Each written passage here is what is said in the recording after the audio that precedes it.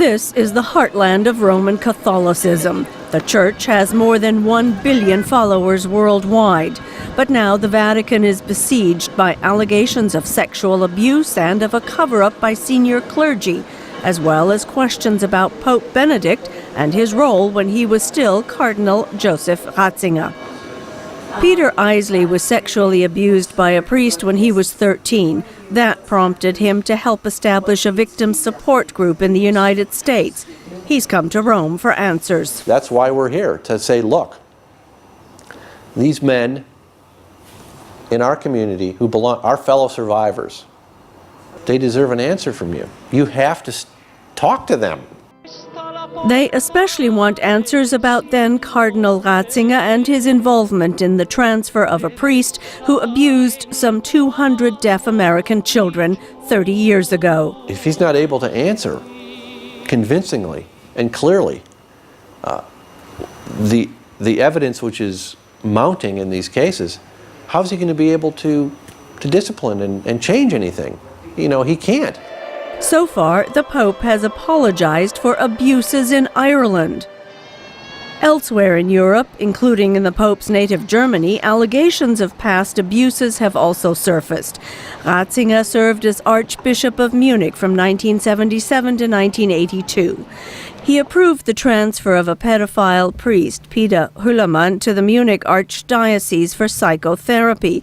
It's unclear if he knew that the priest was allowed back into the parish and again had contact with children. The Vatican says Ratzinger didn't know. Jesuit priest Godehard Brüntrup is a professor of philosophy at the Munich Jesuit College. I cannot see that there's a direct responsibility by Ratzinger for the reassignment of Hüllermann to pastoral work. Maybe an indirect one, because that's where the buck stops, so to speak.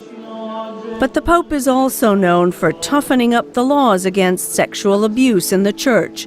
Still, questions remain from his time as head of the Vatican's main office of doctrine and why Cardinal Ratzinger chose not to discipline or to defrock the American priest, the Reverend Lawrence Murphy. Francis Roca, Vatican correspondent for the Religion News Service, says he believes the Pope is aware of the implications of these cases. I expect him to address the German situation specifically as he did the Irish.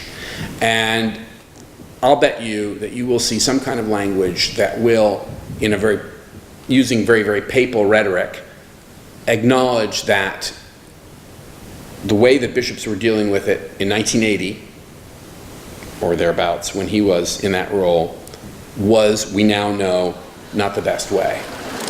For many, papal rhetoric will not be enough. That's just simply not good enough. They need to start using words that describe these things and what they've done about it. Observers like Roca think there will be a positive side.